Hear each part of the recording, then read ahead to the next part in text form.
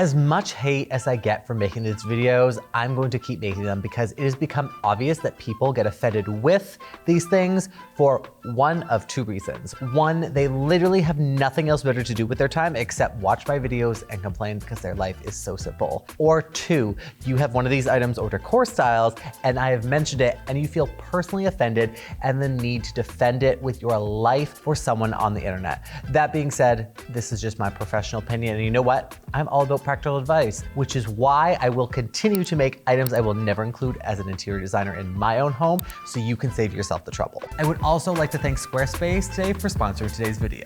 Tighten your seatbelts because this is going to be a tough pill to swallow. I should have said it's to be a bumpy ride. Why did I use two different? Hold on to your nuts. Now tighten your seatbelts because this is going to be a very bumpy ride, especially for you Karens. First on the chopping block is the ultra modern aesthetic design. Like honestly, this came in like a tidal wave. The ultra modern or the ultra contemporary is a pretty unique design in my opinion, but at the end of the day, it looks like a motherfucking spaceship. It reminds me of those super like expensive alien items that you could buy in The Sims. If you know what I'm talking about, you know. Otherwise you have completely missed out because those like super high-tech things, that is the only thing that I actually visualize and picture when I see these ultra contemporary designs. They lack all warmth. They lack any actual design and consistency with your space. And unless you go for that entire look in this decor and ambient style, it looks so out of place to just have like one of these items. This on the list, I'm just purely avoiding based on the aesthetic. It could be practical, I don't know. I've never had any of these super contemporary items to like clean, but it literally looks like an operating room. There's nothing homey about this space. So for that, it's not gonna be included. Next is the low backsplash. I'm talking about those mini ones that literally provides no protection. It has maybe 2 or 3 inches. I have seen the odd 5 inches, and we all know that size matters sometimes. In this, it 100% matters. These low backsplashes look so cheap. They look like really dinky. Like a backsplash is designed to protect the drywall behind from splashes, splatters, whether you're cooking, cleaning, pretty much everything all encompassing. If you see one of those wall mounted faucets, even in bathrooms, and they don't have a backsplash, that drywall is slowly deteriorating over time because the water just absorbs into those packets and it just disperses and it completely ruins and you end up having to replace it at the end of the day. So this is why these low backsplashes are on this list. They look cheap, they don't look good. The only time I've ever considered one of these for kind of looking nice in a space is in a farmhouse kind of style because I honestly feel like it goes with the cheap look. You know what? I said it. I know a lot of people are gonna be angry about it, but I said the farmhouse looks cheap. It's so overdone. In my opinion, it doesn't look great and it lacks all character. You know why? Because so many people have it. It's not unique. See-through storage is honestly one of the worst I could add to this list. And honestly, I don't even know why I didn't have this on here earlier. Hidden storage is meant to be hidden. The more clutter you see is just adding more visual mess to your space. If you have any storage, please, please, please do not get those acrylic ones where you see everything in, whether it's in your closet, outside of your closet, underneath your bed. The fact that you can see everything in it, like from a perspective, it sounds great until you see it. If you don't have everything perfectly folded, perfectly organized, it literally looks like a junk drawer. And when you keep stacking more of them on top of each other, you know what I'm saying? These pictures give perfect representation of how overly cumbersome and busy they really are. Now this is a new one because I only recently saw this at the interior design show here in Toronto and it's been making waves. I made a video about it online on TikTok and Instagram and it went viral from how many people were hating on this, but is ceiling faucets. Need I really say more? Like running additional plumbing lines through the walls up to the ceiling just to have a faucet here and then it operates either through like a Bluetooth. There are so many even considerations that I would think would go wrong. What if the power goes out? What if your Bluetooth connection isn't working? How are you really controlling the hot and cold water? You have so much extra water in pipelines in the wall and ceiling when you have these mounted. It is just like, I honestly don't even have words for it because I'm all for design innovation. This is not innovative. I've seen a lot of super luxury high-end places, especially in bathrooms where they have this faucet coming from the ceiling. It doesn't look good. I'm just saying, like, tell me what you think. Look at these photos. Do these really look nice having this entire faucet comes down either in the middle of your island, in the middle of a kitchen, or even the bathroom ones? It's just one big stick coming down in front of your face and in front of your mirror. I'm sorry, I don't want a disrupted view if I'm looking in the mirror. I don't want a big post coming down in front of my face. We've been talking a lot about things of what not to do in your home, and you know what is absolutely necessary? A professional website created by Squarespace. My God, I am so good with just slipping these in now. If you're not appreciating these ads that are added in, honestly, you're missing out.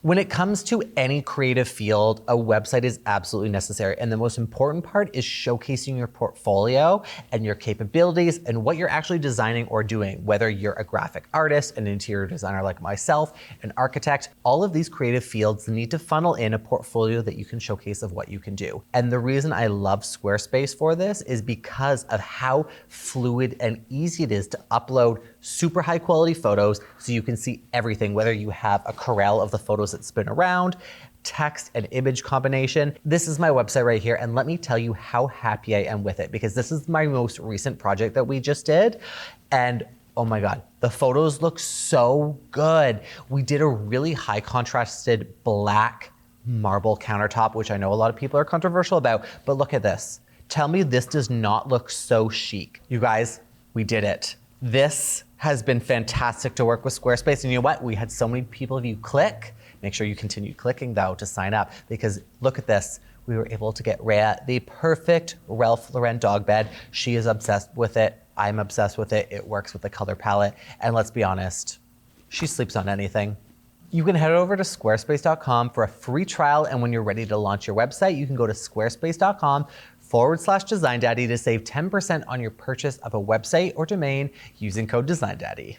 Now back to things I wouldn't include as an interior designer for my home. This one, honestly, I'm on the fence about, because I absolutely love, and I mean love, an all black exterior. Like, look at these photo references. You cannot look at this and tell me this does not look absolutely fantastic. It is like gothic, it is sexy, it is beautiful, it is me.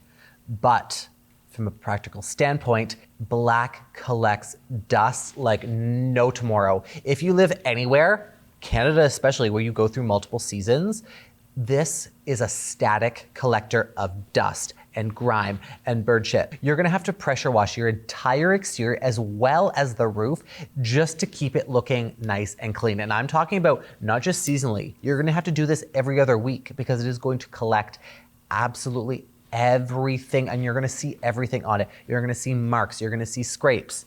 And like I said, another big issue with this black exterior and roof is the insulation level. You need to actually pay a little bit more for proper insulation so this doesn't increase the heat inside your home, because as we all know, black attracts sun, black attracts heat.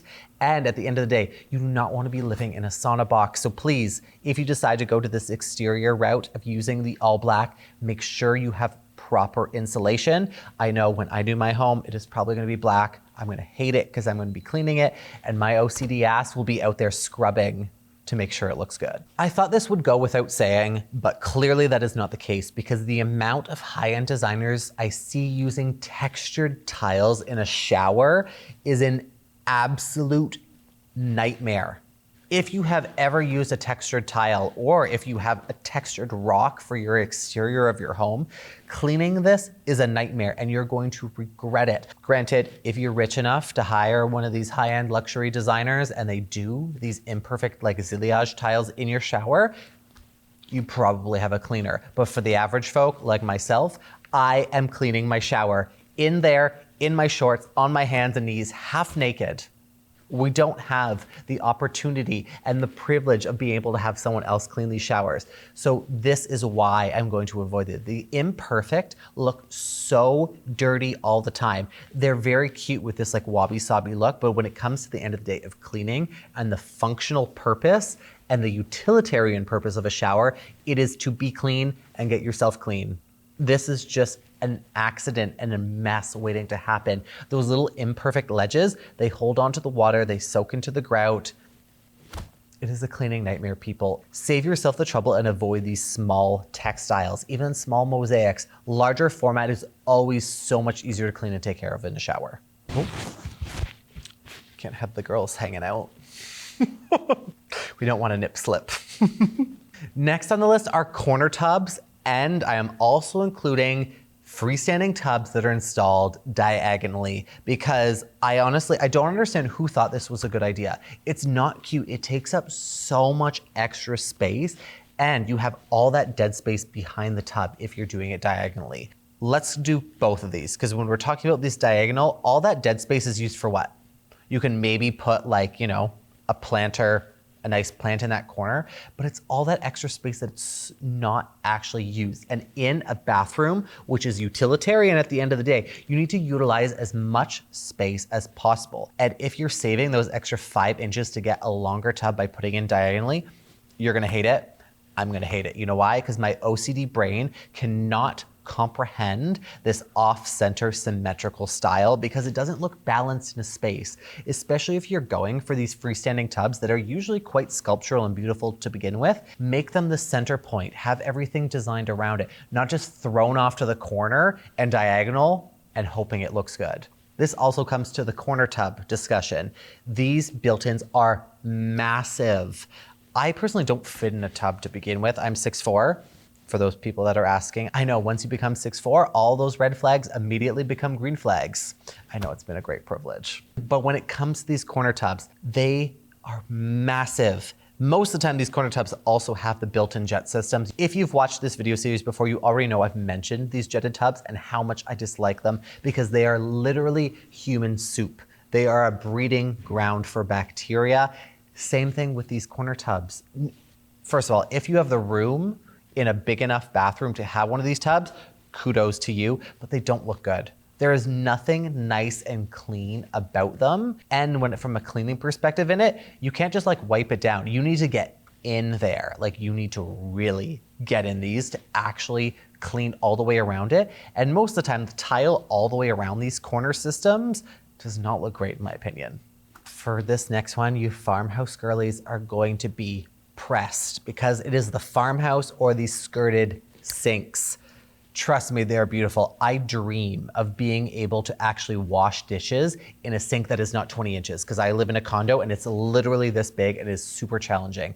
And I know everyone wants to have a big sink, but these farmhouse ones come with a lot of cons. Let's talk about the underlip. The design of these farmhouse sinks comes out further than the initial counter, which means all that water on the front is dripping down the front edge as you're cleaning dishes, you're doing whatever in that sink. You don't realize this until you have water actually dripping down to your lower cabinets and it actually ends up ruining those front cabinets. Once water gets into those MDF or those veneer pieces, it completely ruins it and you have to replace that. If you decide to install one of these farmhouse sinks, because let's be honest, they are pretty cool, please, please, please make sure you install a lip underneath the actual sink to protect the cabinets underneath.